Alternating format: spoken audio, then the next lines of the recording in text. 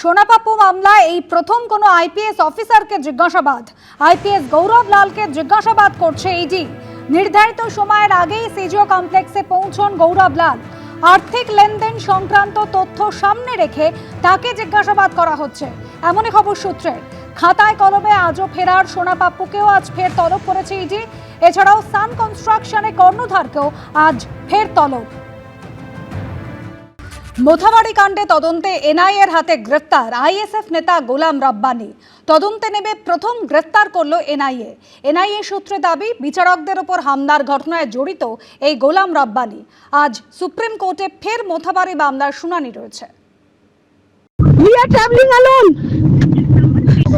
High Court, take care of my children. ঘন্টার পর ঘন্টা বিচারকদের আটকে রাখা, তাদের ওপর হামলা। মালদার মোথাবাড়ির ভয়ঙ্কর এই ঘটনায় সংবিধানের 142 ধারা প্রয়োগ করে এনআইএ-কে তদন্তভার দিয়েছিল সুপ্রিম কোর্ট। রবিবার সেই ঘটনায় প্রথম গ্রেফতার করল এনআইএ। ধৃতের নাম গোলাম রাব্বানি। সূত্রের খবর, ধৃত ব্যক্তি মোথাবাড়ি গ্রাম পঞ্চায়েতের আইএসএফ সদস্য।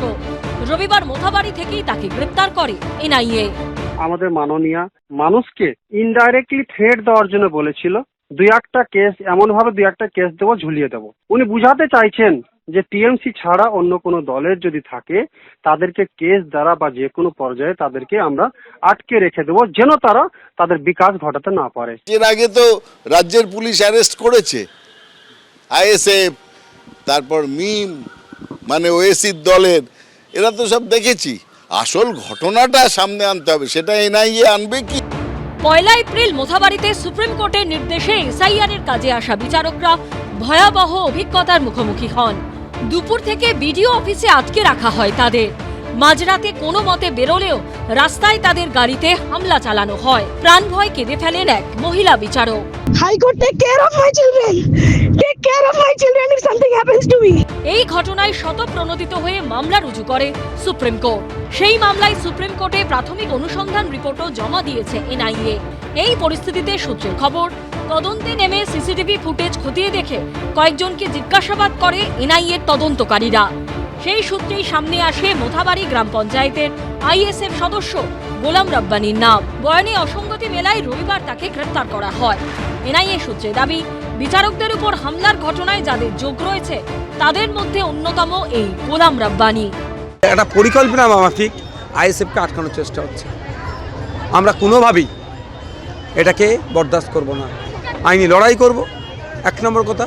দ্বিতীয় কথা হচ্ছে, আইন সবার জন্য সমান। আমরা তদন্ত করছি আমাদের ইন্টারনাল। যদি কেউ অন্যায়ের সাথে যুক্ত থাকে তার হয়ে সাফাই গাইব না, তবে কাউকে যদি অন্যায়ভাবে আটকায় তাহলে আমি সর্বোচ্চ আইনি লড়াই করব। এগুলো আসলে একই জায়গায় আছে। এমনকি মোহাম্মদ সেলিমও যখন রুদ্রদ্বার মিটিং করেন হুমায়ুনের সঙ্গে 5 তারা হোটেলে গিয়ে, নিজের পার্টির লাইনের বাইরে গিয়ে, তখন আমরা বুঝতে পারি যে এগুলো আসলে একটা অদ্ভুত হিন্দু ফোব এবং একটা হিন্দু বিরোধী প্রোগ্রামের অংশ। এই জিনিস চলতে দেওয়া যায় না। বাঙালি এই জিনিস মানে না, বাঙালি বহুত্ববাদে বিশ্বাস করে। মোথাবাড়ি কাণ্ডে মূল চক্রী হিসেবে আইনজীবী মোফাক্কারুল ইসলাম সহ 35 জনকে আগেই গ্রেপ্তার করেছিল সিআইডি ও পুলিশ। এবার গ্রেপ্তার করল এনআইএ। সোমবার সুপ্রিম কোর্টে এই মামলার পরবর্তী শুনানি রয়েছে। আবিদ দত্ত ও সমক লাহিড়ীর রিপোর্ট, এবিপি আনন্দ। আজ সুপ্রিম কোর্টে এসআইআর মামলার শুনানি। নিয়ম অনুযায়ী ইতিমধ্যেই ভোটার তালিকা ফ্রিজ হয়ে গেছে। এসআইআর এ যাদের নাম বাদ পড়েছে, ট্রাইব্যুনাল তাদের বৈধ বলে স্বীকৃতি দিলে তারা কি এবার ভোটের লাইনে দাঁড়াতে পারবেন, জানা যাবে আজ। ট্রাইব্যুনালে পাশ করলেও কি এবার ভোট দিতে পারবেন? বৈধ বলে প্রমাণিত হলেও ভোটের আগে কি তালিকায় নাম উঠবে?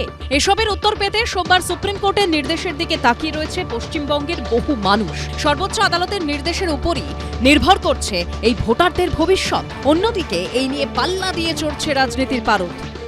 ওদের প্রথম খেলা ভোটার লিস্ট থেকে ভোটারদের বাদ দাও। কেন ভাই? সোনার বাংলা করবে? তো সোনার বাংলা যদি করতে হয় তাহলে বাংলার মানুষের নাম কেন বাদ? এই লিস্টেই তো তুমি সোনার বাংলার প্রধানমন্ত্রী হয়েছো, বাংলার দিল্লি। যাদের ভোট আছে একটা ভোটও বিজেপিকে দেবেন না।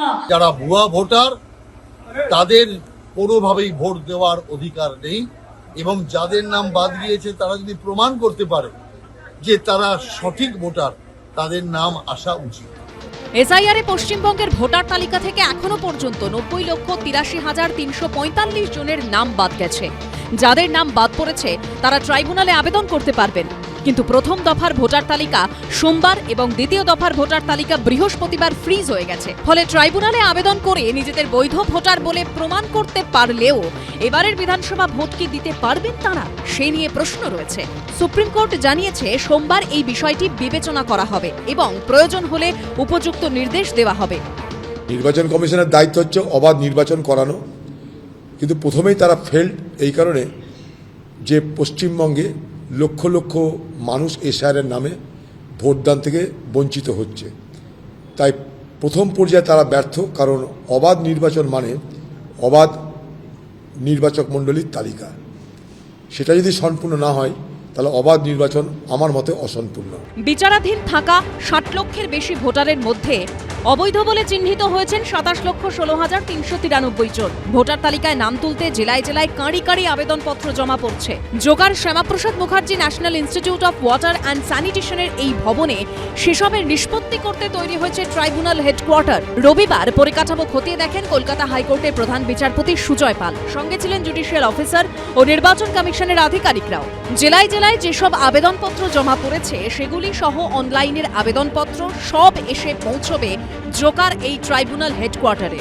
এখানেই 19 জন জুডিশিয়াল অফিসার ভোটারদের নথি খতিয়ে দেখবেন। একজন অফিসার পিছু 3 জন করে এডিএম পদমর্যাদার আধিকারিক তাদের সহযোগিতার জন্য থাকবেন।